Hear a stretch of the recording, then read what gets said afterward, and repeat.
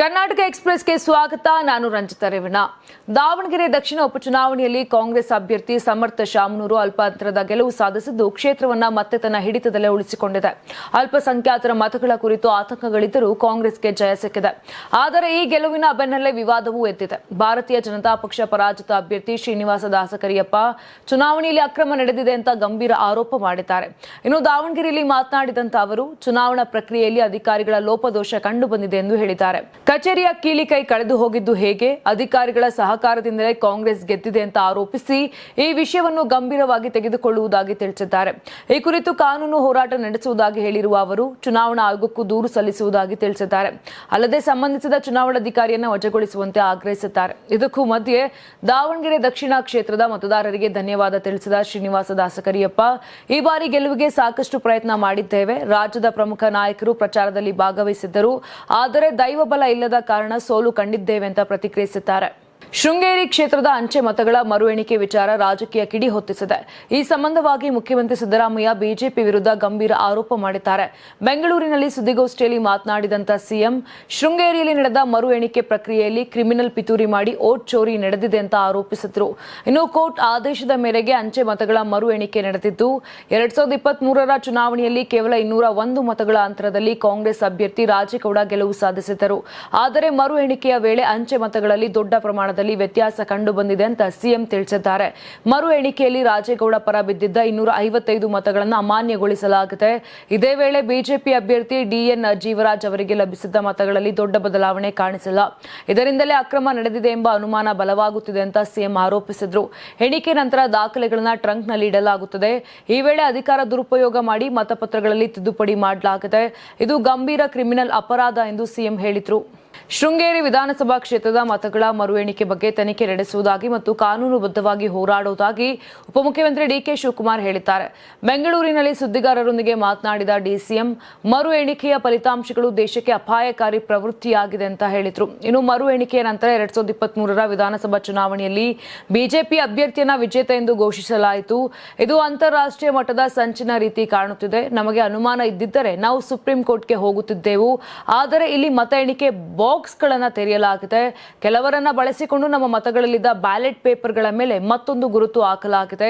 ಎಲ್ಲ ಬಂಡಲ್ಗಳನ್ನ ಮಾನ್ಯ ಎಂದು ಘೋಷಿಸಿದ ಬಳಿಕ ಈ ರೀತಿಯ ಬದಲಾವಣೆ ಹೇಗೆ ನಡೆದಿದೆ ಅಂತ ಪ್ರಶ್ನೆಯನ್ನ ಮಾಡಿದ್ರು.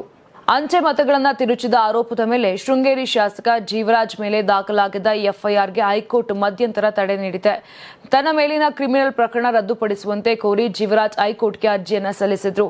ನ್ಯಾಯಮೂರ್ತಿ ಶ್ರೀಶಾನಂದ ಅವರ ರಜಕಾಲದ ಪೀಠ ಇಂದು ಅರ್ಜಿ ವಿಚಾರಣೆ ನಡೆಸಿದ್ದು ಸರ್ಕಾರದ ನಡೆಗೆ ಎಸ್ಪಿಪಿ ಬೆಳ್ಳಿಯಪ್ಪ ಮೇಲೆ ಕೋರ್ಟ್ ಅಸಮಾಧಾನವನ್ನ ವ್ಯಕ್ತಪಡಿಸಿದೆ. 2023ರ ಮೇ 13ರಂದು ನಡೆದ ಘಟನೆಗೆ ಈಗ ಎಫ್ಐಆರ್ ಮಾಡಿದ್ರೆ ಹೇಗೆ? ಟ್ಯಾಂಪರಿಂಗ್ ಬಗ್ಗೆ ಕೋರ್ಟ್ಗೆ ಮಾಹಿತಿ ನೀಡದೆ ಎಫ್ಐಆರ್ ಮಾಡ್ತೀರಾ? ಸೋತವರು ಯಾರು ಒಳಸಂಚು ಮಾಡ್ತಾರೆ? ಯಾರು ಐಒ ಕರೆಯಿರಿ, ನಿಮಗೆ ಕಣ್ ಕಾಣುವುದಿಲ್ವಾ? ಸಸ್ಪೆಂಡ್ ಬರಿಬೇಕಾ ಅಂತ ತನಿಖಾಧಿಕಾರಿ ಮೇಲೆ ಜಡ್ಜ್ ಗರಂ ಆದ್ರು. 2023ರಲ್ಲಿದ್ದ ಜಿಲ್ಲಾಧಿಕಾರಿಗಳ ಮೇಲೆ ಎಫ್ಐಆರ್ ಮಾಡಿದ್ದು ಯಾಕೆ? ನಿಮ್ಮ ಎಫ್ಐಆರ್ ಇದರಲ್ಲಿ ಓದಿದ್ರೆ ಏನಿದೆ ಅಂತ ಗೊತ್ತಾಗ್ತದೆ. ಈಗಿನ ಚುನಾವಣಾಧಿಕಾರಿ ಗೌರವ್ ಶೆಟ್ಟಿಯ ಮೇಲೆ ಯಾಕೆ ಎಫ್ಐಆರ್ ಮಾಡಿಲ್ಲ? ರಾಜಕೀಯ ಪ್ರಭಾವಕ್ಕೆ ಒಳಗಾಗಿ ಪೊಲೀಸರು ಎಫ್ಐಆರ್ ಮಾಡಬಾರದು. ಹೈಕೋರ್ಟ್ ಆದೇಶದ ಮೇಲೆ ಅಂಚೆ ಮತಗಳ ಕೌಂಟಿಂಗ್ಗೆ ಆದೇಶವನ್ನ ನೀಡಲಾಗಿತ್ತು. ಸೀಲ್ ಇಲ್ಲದಿದ್ದರೆ, ಡಬಲ್ ಟಿಕ್ ಇದ್ರೆ ನೀವು ಕೋರ್ಟ್ ಗಮನಕ್ಕೆ ಯಾಕೆ ತಂದಿಲ್ಲ ಅಂತ ನ್ಯಾಯಾಧೀಶರು ಎಸ್ಪಿಪಿ ಬೆಳ್ಳಿಯಪ್ಪ ಮೇಲೆ ಅಸಮಾಧಾನವನ್ನ ಹೊರಹಾಕಿದ್ರು. ತಮಿಳುನಾಡಿನ ಮತದಾರರು ಬದಲಾವಣೆ ಬಯಸಿದ್ದರು, ಅದರಂತೆ ಬದಲಾವಣೆಗೆ ಮತ ಹಾಕಿದ್ದಾರೆ. ಫಲಿತಾಂಶ ಆಶ್ಚರ್ಯಕರವಾಗಿದೆ ಅಂತ ಸಿಎಂ ಸಿದ್ದರಾಮಯ್ಯ ತಿಳಿಸಿದ್ದಾರೆ. ಸುದ್ದಿಗೋಷ್ಠಿ ನಡೆಸಿ ಮಾತನಾಡಿದ ಅವರು, ತಮಿಳುನಾಡಿನಲ್ಲಿ ಫಲಿತಾಂಶ ಆಶ್ಚರ್ಯಕರವಾಗಿದೆ. ಯುವಕರು ವಿಜಯ್ಗೆ ಮತ ಹಾಕಿದ್ದಾರೆ. ಚುನಾವಣೆಗಳಲ್ಲಿ ಈ ತರ ಆಗುತ್ತೆ.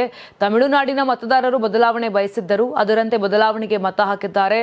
ಇದು ಸರ್ಪ್ರೈಸ್ ಫಲಿತಾಂಶ ಎಂದಿದ್ದಾರೆ. ಇನ್ನು ಪಶ್ಚಿಮ ಬಂಗಾಳದಲ್ಲಿ 15 ವರ್ಷ ಮಮತಾ ಬ್ಯಾನರ್ಜಿ ಇದ್ದರು. ಆಡಳಿತ ವಿರೋಧಿ ಅಲೆ ಇರಬಹುದು. ನಾನು ಅಲ್ಲಿಗೆ ಹೋಗಿಲ್ಲ. ಎಸ್ಐಆರ್ ಮಾಡಿ 91 ಲಕ್ಷ ಮತ ರದ್ದು ಮಾಡಿದ್ರು. ಇವೆಲ್ಲ ಕಾರಣ ಇರಬಹುದು. ನನಗೆ ನಿಖರ ಮಾಹಿತಿ ಇಲ್ಲ. ಕೇರಳ ನಿರೀಕ್ಷೆ ಇತ್ತು, ನಿರೀಕ್ಷೆಗಿಂತ ಜಾಸ್ತಿ ಬಂದಿದೆ. ಕೇರಳ ಸಿಎಂ ಬಗ್ಗೆ ಹೈಕಮಾಂಡ್ ತೀರ್ಮಾನ ಮಾಡುತ್ತೆ ಅಂತ ಹೇಳಿದ್ರು. ಇನ್ನು ಇದೇ ವೇಳೆ ಕರ್ನಾಟಕದಲ್ಲಿ ಎಸ್ಐಆರ್ಗೆ ಅವಕಾಶ ಕೊಡ್ತೀರಾ ಎಂಬ ಪ್ರಶ್ನೆಗೆ, ಕರ್ನಾಟಕದಲ್ಲಿ ನಿಷ್ಪಕ್ಷಪಾತವಾಗಿ ಎಸ್ಐಆರ್ ಮಾಡಬೇಕು, ಟಾರ್ಗೆಟ್ ಮಾಡಿದ್ರೆ ಅದಕ್ಕೆ ಅವಕಾಶ ಕೊಡೋಲ್ಲ ಅಂತ ತಿಳಿಸಿದ್ದಾರೆ.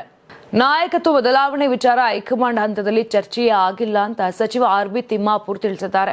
ಬೆಂಗಳೂರಿನಲ್ಲಿ ಮಾತನಾಡಿದ ಅವರು, ನಾಯಕತ್ವ ಬದಲಾವಣೆ ವಿಚಾರ ಹೈಕಮಾಂಡ್ ಹೇಳ್ತಿಲ್ಲ, ಮಾಧ್ಯಮಗಳು ಹೇಳ್ತಿವೆ. ಯತೀಂದ್ರ ಹೇಳೋದು ಅವರ ಅಭಿಪ್ರಾಯ. ಹೈಕಮಾಂಡ್ ನಾಯಕತ್ವ ಬದಲಾವಣೆ ಬಗ್ಗೆ ಚರ್ಚೆ ಮಾಡಿಲ್ಲ ಅಂತ ಹೇಳಿದ್ರು. ಇನ್ನು ಶಾಸಕರು ಸಚಿವ ಸ್ಥಾನ ಕೇಳೋದು ತಪ್ಪಲ್ಲ. ಮಲ್ಲಿಕಾರ್ಜುನ ಖರ್ಗೆ ಡೇಟ್ ಕೊಟ್ಟು ಕರೆಯುತ್ತೇನೆ ಅಂತ ಹೇಳಿದ್ದಾರೆ. ಆ ಡೇಟ್ ಇನ್ನೂ ಬಂದಿಲ್ಲ. ನಾಯಕತ್ವ ಬದಲಾವಣೆ ಹೈಕಮಾಂಡ್ ಮಟ್ಟದಲ್ಲಿ ಚರ್ಚೆಯೇ ಆಗಿಲ್ಲ ಅಂತ ತಿಳಿಸಿದ್ರು. ಕೇರಳ ವಿಧಾನಸಭೆ ಚುನಾವಣೆಯಲ್ಲಿ ಕಾಂಗ್ರೆಸ್ ನೇತೃತ್ವದ ಯುನೈಟೆಡ್ ಡೆಮಾಕ್ರೆಟಿಕ್ ಫ್ರಂಟ್ ಭರ್ಜರಿ ಜಯ ಸಾಧಿಸಿದೆ. ಸುಮಾರು ದಶಕದ ಬಳಿಕ ಯುಡಿಎಫ್ ಮತ್ತೆ ಅಧಿಕಾರದ ಗದ್ದುಗೆ ಏರಲು ಸಜ್ಜಾಗಿದೆ. ದೇವರ ನಾಡಿನಲ್ಲಿ ಈ ಬಾರಿ ಯುಡಿಎಫ್ ಅಲೆ ಸ್ಪಷ್ಟವಾಗಿ ಗೋಚರಿಸಿದೆ. ಈ ಗೆಲುವಿನ ನಡುವೆ ಕರ್ನಾಟಕದ ಸಚಿವ ಜಮೀರ್ ಅಹಮದ್ ಖಾನ್ ಅವರ ಪಾತ್ರ ಗಮನ ಸೆಳೆದಿದೆ. ಅವರಿಗೆ ಉಸ್ತುವಾರಿ ನೀಡಿದಂತ 33 ಕ್ಷೇತ್ರಗಳ ಪೈಕಿ 27 ಕ್ಷೇತ್ರಗಳಲ್ಲಿ ಯುಡಿಎಫ್ ಅಭ್ಯರ್ಥಿಗಳು ಗೆಲುವು ಸಾಧಿಸಿರುವುದು ಪ್ರಮುಖ ಸಾಧನೆ ಎಂದು ಪರಿಗಣಿಸಲಾಗಿದೆ. ಕ್ಯಾಲಿಕಟ್, ಕಣ್ಣೂರು, ವಯನಾಡು, ಕಾಸರಗೋಡು ಸೇರಿದಂತೆ ಹಲವು ಜಿಲ್ಲೆಗಳಲ್ಲಿ ಅವರು ನಡೆಸಿದ ಪ್ರಚಾರ ಪರಿಣಾಮಕಾರಿಯಾಗಿ ಕೆಲಸ ಮಾಡಿದೆ ಎಂದು ವಿಶ್ಲೇಷಿಸಲಾಗುತ್ತಿದೆ. ಇತ್ತೀಚೆಗೆ ದಾವಣಗೆರೆ ಉಪಚುನಾವಣೆಯ ಹಿನ್ನೆಲೆ ಟೀಕೆಗೆ ಗುರಿಯಾಗಿದ್ದಂತಹ ಜಮೀರ್ ಅಹಮದ್ ಇದೀಗ ಕೇರಳ ಫಲಿತಾಂಶದ ಮೂಲಕ ರಾಜಕೀಯವಾಗಿ ಬಲ ಪಡೆಯುವ ಸೂಚನೆ ನೀಡಿದ್ದಾರೆ. ತಮಗೆ ನೀಡಲಾದ ಜವಾಬ್ದಾರಿಯನ್ನು ಯಶಸ್ವಿಯಾಗಿ ನಿರ್ವಹಿಸಿರುವುದು ಅವರ ಮೇಲೆ ಇದ್ದ ಪ್ರಶ್ನೆಗಳಿಗೆ ಉತ್ತರವಾದಂತಾಗಿದೆ. ಇದರ ನಡುವೆ ಯುಡಿಎಫ್ ಗೆಲುವನ್ನ ಕೆಸಿ ವೇಣುಗೋಪಾಲ್ ಸುನಾಮಿ ಎಂದು ಬಣ್ಣಿಸಿದ್ದು ಕೇರಳ ಜನರ ಐತಿಹಾಸಿಕ ಜನಾದೇಶ ಎಂದು ಹೇಳಿದ್ದಾರೆ. ಸಚಿವ ಜಮೀರ್ ಅಹಮದ್ ಖಾನ್ ಅವರ ಮನೆಯಲ್ಲಿ ಕೋಟ್ಯಾಂತರ ರೂಪಾಯಿ ಮೌಲ್ಯದ ಚಿನ್ನಾಭರಣ ಕದ್ದಿದ್ದಂತ ಇಬ್ಬರನ್ನ ಶಿವಾಜಿನಗರ ಪೊಲೀಸರು ಬಂಧಿಸುವಲ್ಲಿ ಯಶಸ್ವಿಯಾಗಿದ್ದಾರೆ. ಸೈಯದ್ ಅಮೀರ್ ಅಹಮದ್ ಬಂಧಿತ ಆರೋಪಿಗಳು. ಇನ್ನು ಕಂಟೋನ್ಮೆಂಟ್ ಬಳಿ ಇರುವ ಸಚಿವ ಜಮೀರ್ ಮನೆಯಲ್ಲಿ ಕಳೆದೊಂದು ವರ್ಷದಿಂದ ಹಂತ ಹಂತವಾಗಿ 1.13 ಕೋಟಿ ರೂಪಾಯಿ ಮೌಲ್ಯದ ಚಿನ್ನಾಭರಣ ಕದ್ದಿದ್ದರು. ಬಳಿಕ ಜಮೀರ್ ಅಹಮದ್ ಅವರ ತಾಯಿ ನೀಡಿದ ದೂರಿನ ಮೇರೆಗೆ ಶಿವಾಜಿನಗರ ಪೊಲೀಸರು ತನಿಖೆಯನ್ನ ನಡೆಸಿ ಇಬ್ಬರನ್ನ ಬಂಧಿಸಿದ್ದಾರೆ. ಟ್ರಾವೆಲ್ಸ್ ಬಿಸಿನೆಸ್ನಲ್ಲಿ ಲಾಸ್ ಆಗಿದ್ದಕ್ಕೆ ಈ ಕೃತ್ಯ ಎಸಗಿದ್ದಾರೆ ಅಂತ ತಿಳಿದು ಬಂದಿದೆ. ಇನ್ನು ಕಳ್ಳತನ ಮಾಡಿದ 1.13 ಕೋಟಿ ಮೌಲ್ಯದ ಚಿನ್ನಾಭರಣಗಳನ್ನು ಅಡವಿಟ್ಟು ಹಣ ಪಡೆದಿದ್ದು, ಆ ಹಣ ರಿಯಲ್ ಎಸ್ಟೇಟ್ನಲ್ಲಿ ಹೂಡಿಕೆ ಮಾಡಿ ಲಾಭಕ್ಕೆ ಪ್ಲಾನ್ ಮಾಡಿದ್ದರು. ಆದರೆ ಕಾಲ್ ಮಾಡಿದಾಗ ರಿಸೀವ್ ಮಾಡದಿದ್ದಾಗ ಇಬ್ಬರ ಮೇಲೆ ಅನುಮಾನ ವ್ಯಕ್ತವಾಗಿತ್ತು.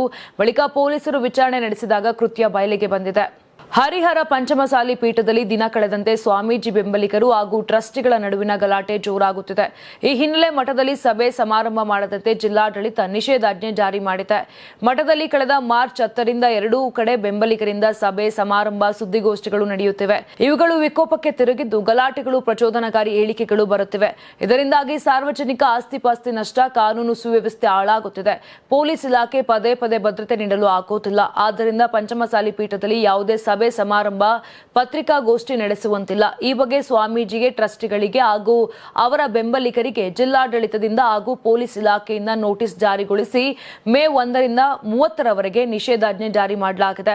ಇಂದು ಟ್ರಸ್ಟಿಗಳ ವಿರುದ್ಧ ಸ್ವಾಮೀಜಿ ಬೆಂಬಲಿಗರು ಲೆಕ್ಕ ಕೊಡಿ ಅಭಿಯಾನ ಹಮ್ಮಿಕೊಂಡಿದ್ದರು. ಏಪ್ರಿಲ್ 27ರಂದು ಟ್ರಸ್ಟಿಗಳು ಸುಳ್ಳು ಲೆಕ್ಕ ನೀಡಿದ್ದಾರೆ, ಪಾರದರ್ಶಕ ಲೆಕ್ಕ ಮಂಡನೆ ಮಾಡಬೇಕು ಅಂತ ಆಗ್ರಹಿಸಲು ಮುಂದಾಗಿದ್ದರು. ಅಲ್ಲದೆ ಹಳ್ಳಿಗೂ ತೆರಳಿ ಭಕ್ತರು ನೀಡಿದ ಕಾಣಿಕೆ ಬಗ್ಗೆ ಪಟ್ಟಿ ಮಾಡಲು ಸ್ವಾಮೀಜಿ ಬೆಂಬಲಿಗರು ಮುಂದಾಗುತ್ತಾರೆ. ನಿಷೇಧಾಜ್ಞೆ ನಡುವೆಯೂ ಸಭೆ ನಡೆಸಲು ಸ್ವಾಮೀಜಿ ಬೆಂಬಲಿಗರು ಯತ್ನಿಸಿದ್ದಾರೆ. ಮೇ 5ರಿಂದ 9ರವರೆಗೆ ರಾಜ್ಯದ ಹಲವೆಡೆ ಗುಡುಗು ಸಹಿತ ಮಳೆಯಾಗುವ ಸಾಧ್ಯತೆ ಇದೆ ಅಂತ ಭಾರತದ ಹವಾಮಾನ ಇಲಾಖೆ ಮುನ್ಸೂಚನೆ ನೀಡಿದೆ.